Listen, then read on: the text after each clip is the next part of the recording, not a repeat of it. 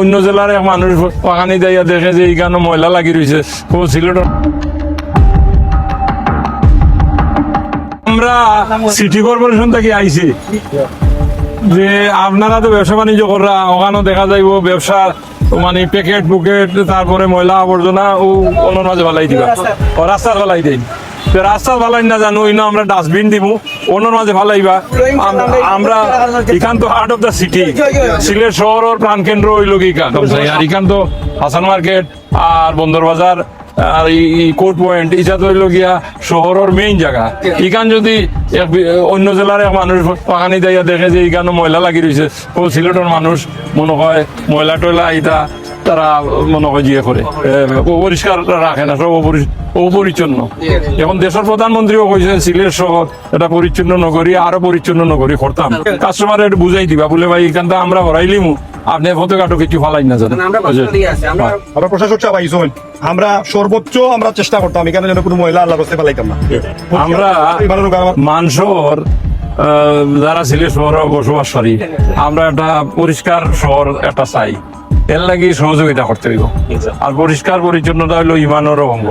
এখন যদি আপনার এখানে জুতার যে প্যাকেট পুকেট এগুলা যেটা পলিথিন থাকে এটা যদি অন্য মাঝে ফালাই দিই এটা ডেইনো জায়গায় গিয়া ডেইনো গিয়ে পানি বন্ধ হয়ে যায়। তো আপনারা নির্দিষ্ট জায়গায় আমরা ডাস্টবিন থাকবো, একটু কষ্ট করি কোনো ফালাইবা, কারণ আমরা চেষ্টা করি আর শহরটারে সুন্দর করতে।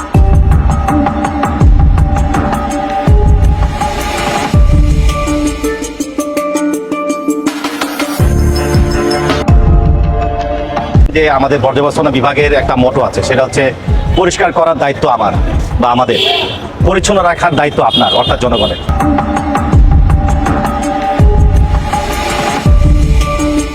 একটা নগরকে যদি সুন্দর করতে হয় তাহলে নগরকে পরিষ্কার পরিচ্ছন্ন রাখতে হবে, যে সিলেটকে একটি পরিচ্ছন্ন নগরী হিসাবে গড়ে তোলা এবং গ্রিন সিটি হিসাবে প্রতিষ্ঠা করা।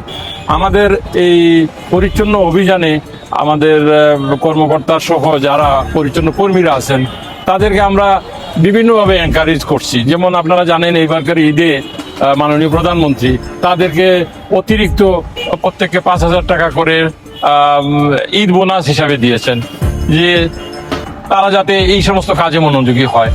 আমরা আশা করি যে সিলেট নগরকে আমরা পরিচ্ছন্ন নগর হিসাবে গড়ে তুলব।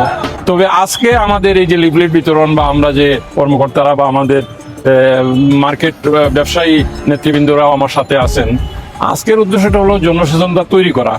এখন সিটি কর্পোরেশনের পক্ষে একটা নগরকে পরিচ্ছন্নভাবে রাখা সম্ভব না যদি না এই নগরের যারা আছেন বসবাসকারী বা বিভিন্ন পেশায় যারা আছেন তারা যদি আমাদেরকে সহযোগিতা না করেন, আমাদের একা পক্ষে বা সিটি কর্পোরেশনের পক্ষে সম্ভব না।